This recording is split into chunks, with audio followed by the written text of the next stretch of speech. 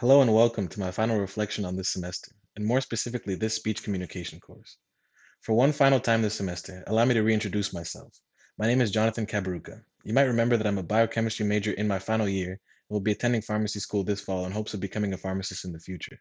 Or you might remember that I am a musician and that I've been playing the piano since I was 6, that I've been playing piano and organ weekly for 3 separate congregations across Windsor, Essex for the past 4 or 5 years and counting. I initially sought out this course upon finding out that it was a prerequisite requirement that would be necessary for me to apply to Wayne State's pharmacy school. I actually wasn't even aware of this being an available course at the university prior to having to research and compare different prerequisite requirements from several different pharmacy schools in North America. My goals and expectations for this course were to practice speaking more often, as well as getting more comfortable delivering speeches and more effectively communicating information, which would be essential skills necessary for a practicing pharmacist. The Mount Everest simulation, completed in groups of about 4 or 5 members, provided a concrete experience in the course where I could demonstrate how I learned more about teamwork and how important communication is within the framework of collaboration amongst my peers. The arduous task of attempting to scale Mount Everest within a simulation presented its own unique challenges that the group had to attempt to overcome together. And the level of our collaboration was greatly influenced by our ability to effectively communicate our decisions to continue climbing, our health status, our individual goals, and our team goals. As our Ever simulation group began to grasp the situation within the simulation, and after our first practice run, which unfortunately was lacking in the team communication department, our group began to understand how we would need to proceed to help each other out and achieve our goals during the simulation. Communication helped us understand each other's backgrounds and individual situations entering the ascent up the mountain.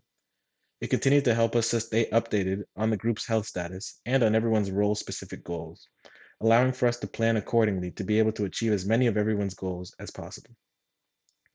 There are many ways to communicate thoughts, ideas, observations, and information with others.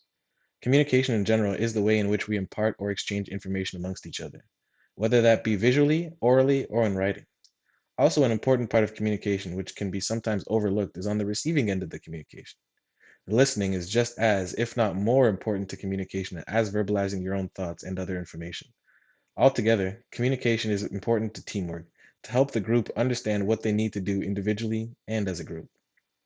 A future experience in which I could envision implementing improved communication in a group setting to tackle issues and solve problems together includes me communicating better with the band at one of the churches I play for. As this is a group task, I would need the support of the other members in the band to also want to engage in better communication to help better understand each other. Communicating and working through problems as a group to try and correct any discrepancies or misunderstandings together allows for everyone to be on the same page and helps everyone to understand what we're doing and why we're doing it. The intro speeches were a fun and simple exercise to help us get our feet wet with delivering speeches while also getting a chance to get to know a little bit more about our classmates within our labs.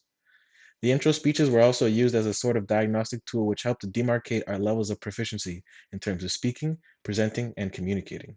A few interesting facts I learned about my classmates within my lab from these speeches include Athena being the leader of the book club, Donna being the leader of the opus, and Michael's story of him and his twin and how him and his brother got named. Following the intro speeches, the major speech presented an interesting turn towards a more formal and polished presentation. This presentation also gave a great global perspective to issues that affect the whole world, and we had the chance to learn a lot about these issues by deep diving into several of the UN's Sustainable Development Goals from our own presentations, as well as from the presentations of our classmates in our lab. A few presentations also focused on a variety of important figures in Black history.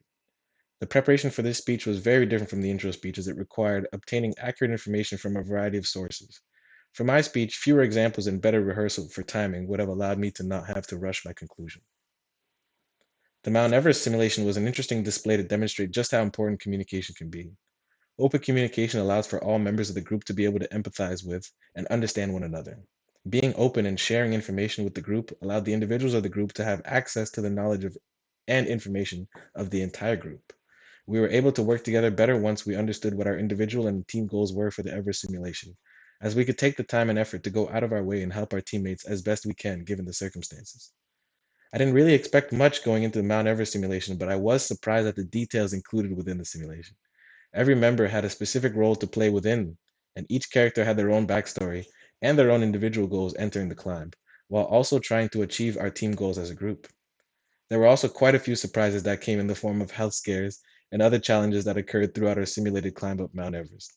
These surprises kept the simulation engaging and interesting, and kept the group members on their toes while completing the simulation. The ceremonial speech was different from the intro and major speech because we got to sort of get into character and somewhat dramatically act out our ceremonial speeches, depending on how we chose to deliver them in the setting. Basing our speeches off the characters and events that occurred within our Mount Everest simulations provided inspiration and source material for the content of the ceremonial speeches, as several inside stories and jokes from certain groups and simulations made their way into quite a few speeches.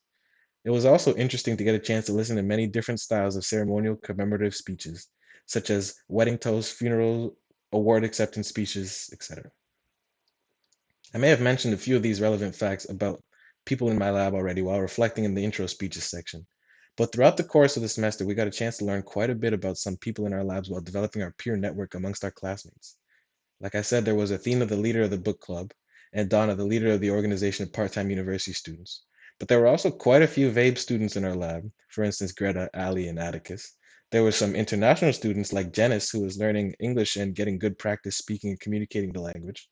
And there was some of my group members from the Everest simulation in our lab, such as Kimberly and Ellie, and Michael with the wild story of how him and his brother Jonathan received their names, to name a few of the things I learned about others in my lab from this semester.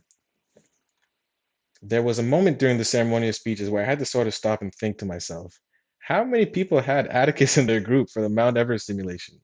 Surely it can't be that many, and yet there were.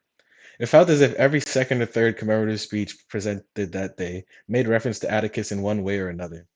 Among the many mentions, mostly in relation to the Everest simulation, Atticus was also mentioned in a wedding toast from one speech, and another featured reflection on his life in the form of a eulogy for his funeral. Overall, it seemed he was the most popular recurring character within the ceremonial speeches presented from my lab and classmates.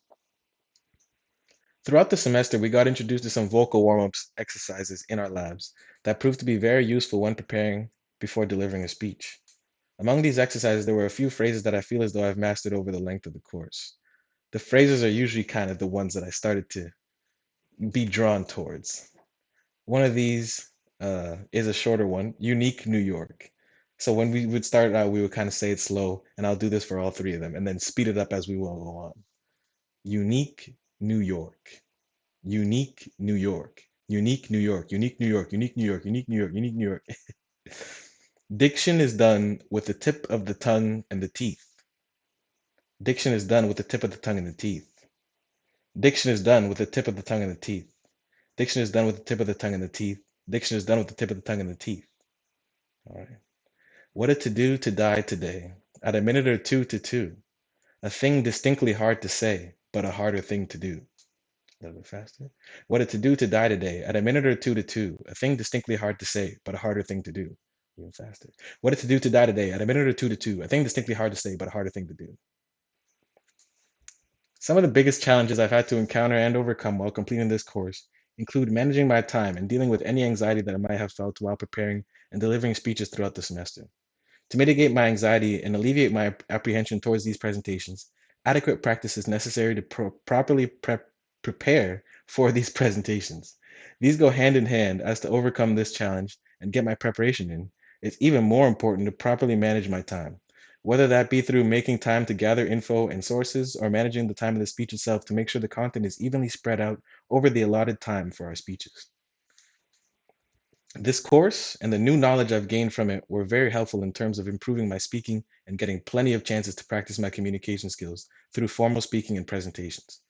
Looking forward beyond this course, I will be able to use my new speech communication skills and knowledge while delivering speeches and presentations for pharmacy school and other pharmaceutical opportunities next school year and in the future.